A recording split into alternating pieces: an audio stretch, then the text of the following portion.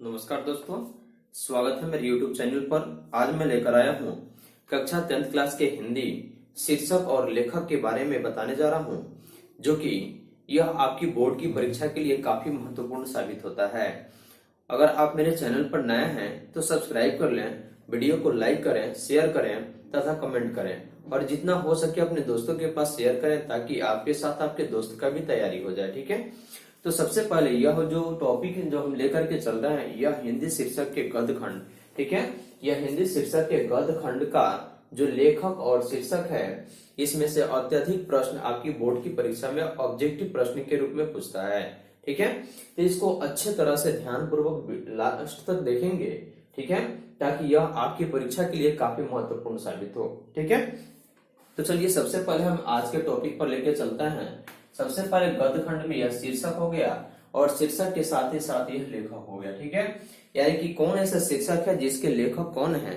ठीक है ना, इन सारे लेखक और शीर्षक को बारी बारी से अंत तक देखेंगे और यह बोर्ड की परीक्षा के लिए ऑब्जेक्टिव में काफी महत्वपूर्ण साबित होता है। ठीक है, तो देखिए सबसे पहले हम देखते हैं कि भीमराव अंबेडकर, ठीक है, यानी कि भीमराव अंबेडकर जिनको संविधान का निर्माता भी कहा जाता है, जिनका जन्म मऊ मध्य प्रदेश में हुआ था। ठीक है, और वे एक दलित परिवार से जन्म लिए हुए थे और उन्होंने जो मतलब कि शीर्षक लिखे हैं उसमें शीर्षक का नाम है श्रम विभाजन और जाति प्रथा।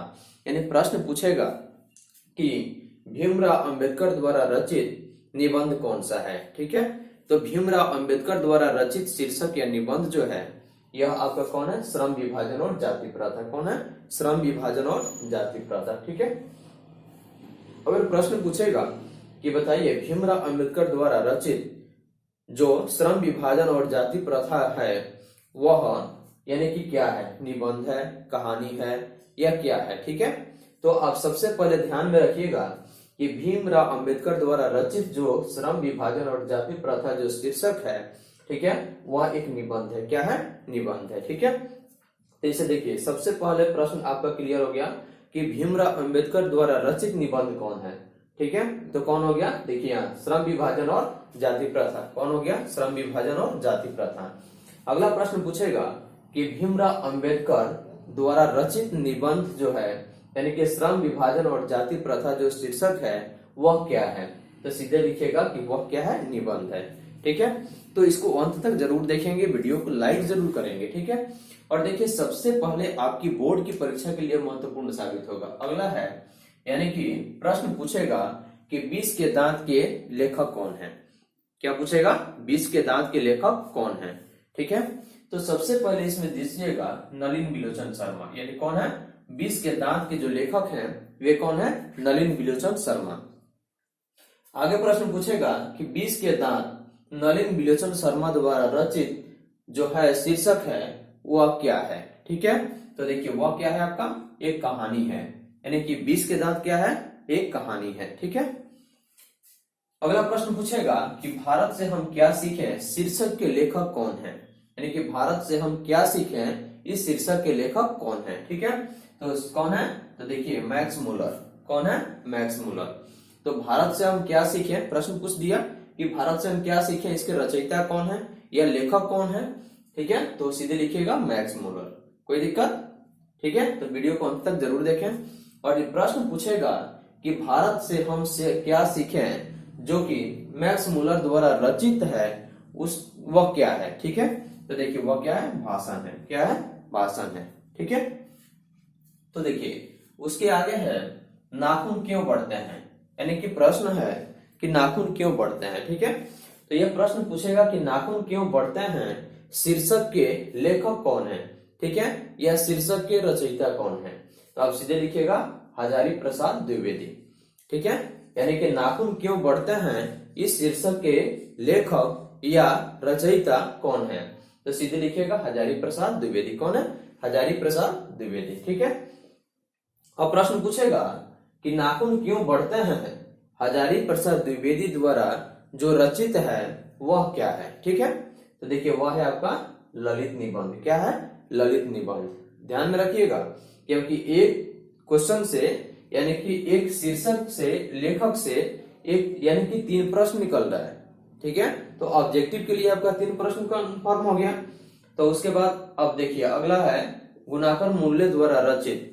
प्रश्न पूछेगा नागरी लिपि के लेखक कौन है, ठीक है। तो बताइए नागरी लिपि के लेखक कौन है, तो इसका सही उत्तर होगा गुणाकर मूल्य। कौन है, गुणाकर मूल्य, ठीक है। और प्रश्न पूछेगा कि गुणाकर मूल्य द्वारा रचित नागरी लिपि क्या है, ठीक है। तो क्या है, निबंध है। क्या है, निबंध है। कोई दिक्कत। उसके बाद प्रश्न पूछेगा कि बहादुर शीर्षक के लेखक या रचयिता कौन है, यानी कि बहादुर शीर्षक के लेखक या रचयिता कौन है, ठीक है। तो देखिए सबसे पहले देखिएगा कौन है, बहादुर शीर्षक के रचयिता कौन है, अमरकांत। कौन है, अमरकांत। अब प्रश्न पूछेगा कि अमरकांत द्वारा रचित बहादुर शीर्षक क्या है, ठीक है। तो कहानी है। क्या कहिएगा, कहानी कहिएगा, ठीक है। चलिए उसके आगे प्रश्न पूछेगा कि परंपरा का मूल्यांकन शीर्षक के लेखक या शीर्षक के रचयिता कौन है। देखिए लेखक और रचयिता दोनों एक ही होते हैं, ठीक है। तो इसमें कंफर्म हो जाइएगा, ठीक है ना, कि बहुत ऐसे स्टूडेंट होते हैं जिनको रचयिता और लेखक दोनों में अंतर महसूस होता है, ठीक है। तो ऐसे गलती भूल करके भी नहीं कीजिएगा, क्योंकि लेखक और रचयिता दोनों एक ही हैं, ठीक है। तो देखिए रामविलास शर्मा यह परंपरा के मूल्यांकन के रचयिता हैं या लेखक हैं, ठीक है। अगर प्रश्न पूछेगा कि परंपरा के मूल्यांकन रामविलास शर्मा द्वारा जो रचित है वह क्या है, तो क्या लिखिएगा, यानी कि परंपरा के मूल्यांकन निबंध लिखिएगा। क्या है, निबंध है। निबंध मतलब कि जो लेख आप जानते हैं ना, जिसको अंग्रेजी में ऐसे कहते हैं, ठीक है। तो वही है आपका। कोई दिक्कत। उसके बाद प्रश्न पूछेगा जीत जीत मैं निरखत हूं, जीत जीत मैं निरखत हूं शीर्षक के रचयिता कौन है या शीर्षक के लेखक कौन है, ठीक है।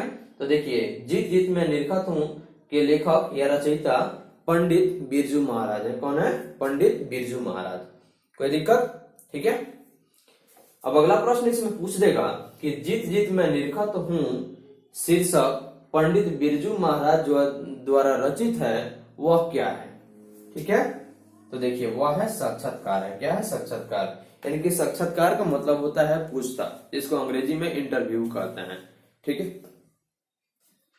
चलिए अब आगे देखिए 8 नंबर हो गया। अब 9 नंबर, क्योंकि इसमें गद्य खंड में आपका 12 शीर्षक दिया हुआ है और उसके बाद फिर हिंदी के जो पद खंड है, पद खंड में भी आपका कितना दिया है, इसमें भी आपका 12 दिया है ना, कि दोनों मिलकर के कितना हो गया, 24 हो गया। चलिए ये 9 नंबर तक हो गया, यानी कि देखिए आपका पंडित बिरजू महाराज तक हो गया। उसके बाद 9 नंबर में क्या पूछ रहा है, आविन्यो।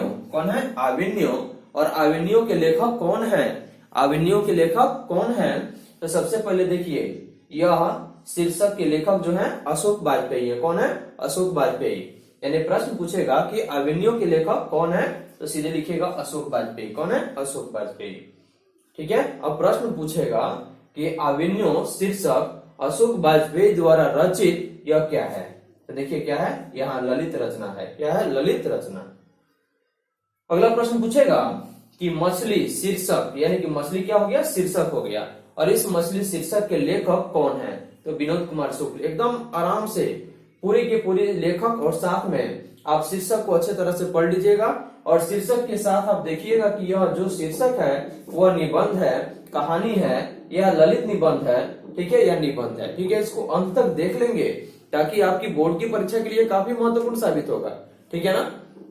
तो देखिए सबसे पहले यहां तक हो गया, यानी कि यह क्या है, प्रश्न पूछेगा कि विनोद कुमार शुक्ल द्वारा रचित जो मछली शीर्षक है वह क्या है, यानी कि जो वह रचित है वह क्या है। तो आप सीधे बोलिएगा कहानी है। क्या है, कहानी है। कोई दिक्कत। चलिए उसके बाद है आपका नौबत खाने में इबादत, यानी क्या है, नौबत खाने में इबादत, यह शीर्षक हो गया।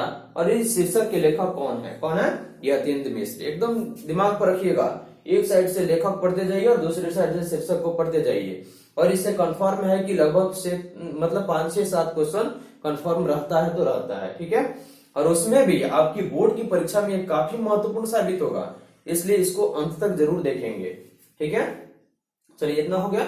उसके बाद है नौबत खाने में इबादत, ठीक है। अगला है यानी कि शिक्षा और संस्कृति, यानी कि शिक्षा और संस्कृति के लेखक या रचयिता कौन है। तो कौन है? महात्मा गांधी। कौन है? महात्मा गांधी। ठीक है, तो देखिए यह प्रश्न पूछेगा कि महात्मा गांधी द्वारा रचित शीर्षक शिक्षा और संस्कृति क्या है, तो आप सीधे बोलिएगा कि शिक्षा शास्त्र है। क्या है? शिक्षा शास्त्र है। इसमें किसी को दिक्कत हो तो कमेंट करेंगे। ठीक है, वीडियो को लाइक करेंगे, शेयर करेंगे तथा चैनल को सब्सक्राइब करना ना भूलेंगे। ठीक है, तो इसको आराम से पढ़ लीजिएगा। फिर अगले वीडियो में यानी कि शेष जो पद भाग का जो 12 गो शीर्षक और लेखक है उसको लेकर मैं आऊंगा।